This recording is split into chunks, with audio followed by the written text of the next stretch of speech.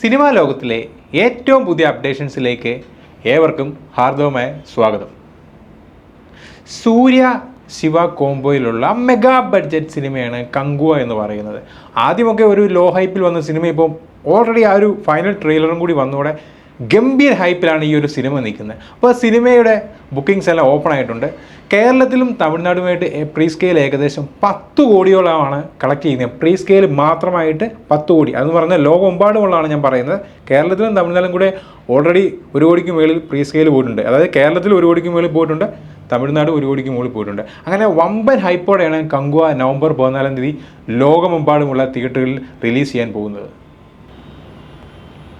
ദുൽഖറിൻ്റെ ഒരു super hit സിനിമയാണ് lucky Bhaskar എന്ന് പറയുന്നത്.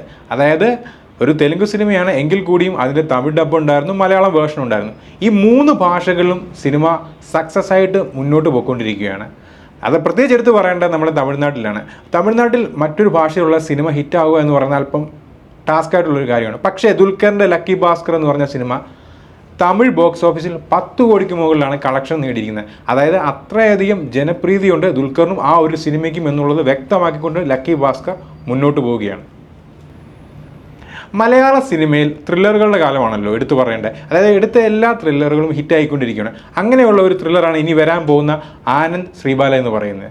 അർജുൻ അശോകനെ കേന്ദ്ര കഥാപാത്രം അഭിനയിക്കുന്ന സിനിമയാണ് ഈ ആനന്ദ് ശ്രീബാല എന്ന് പറയുന്നത്. അതായത് വിഷ്ണു വിനയാണ് സിനിമ ഡയറക്റ്റ് ചെയ്തിരിക്കുന്നത്. അതിൻ്റെ കഥ എന്ന് പറയുന്നത് അഭിലാഷ് പിള്ളയാണ്.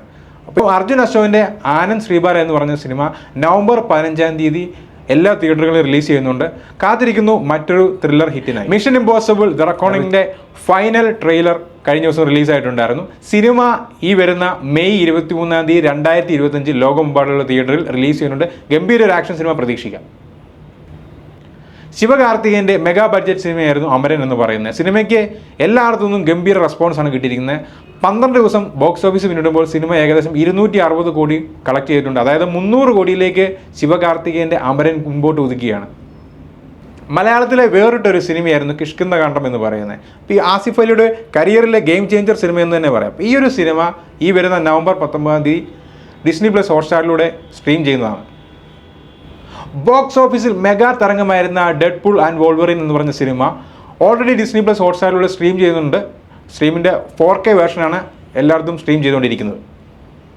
ബാറ്റ്മാൻ്റെ സെക്കൻഡ് പാർട്ട് വരുന്നതിന് മുമ്പ് ജിയോ സിനിമയിൽ സ്ട്രീം ചെയ്തിരിക്കുന്ന ദ പെൻഗിൻ എന്ന് പറയുന്നതിൻ്റെ എല്ലാ എപ്പിസോഡും സ്ട്രീം ചെയ്തിട്ടുണ്ട്. അതായത് ടോട്ടൽ 8 എപ്പിസോഡാണ് ദ പെൻഗിൻ എന്ന് പറയുന്നതിൻ്റെ വെബ് സീരീസ് ഇറക്കിയിരിക്കുന്നത്. അപ്പം മികച്ച റെസ്പോൺസാണ് ദ പെൻഗിൻ കിട്ടിയിരിക്കുന്നത്. അപ്പോൾ എല്ലാ എപ്പിസോഡും ജിയോ സിനിമയിൽ അവൈലബിൾ ആണ്. ഇതൊക്കെയാണ് ഇന്നത്തെ ഏറ്റവും ലേറ്റസ്റ്റ് അപ്ഡേഷൻ എന്ന് പറയുന്നത്. അപ്പോൾ ഇതുപോലുള്ള സിനിമാ ലോകത്തെ ഏറ്റവും പുതിയ അപ്ഡേഷൻസ് ലഭിക്കാനായി നമ്മുടെ ചാനലൊന്ന് സബ്സ്ക്രൈബ് ചെയ്യുക, ലൈക്ക് ചെയ്യുക, ഷെയർ ചെയ്യുക.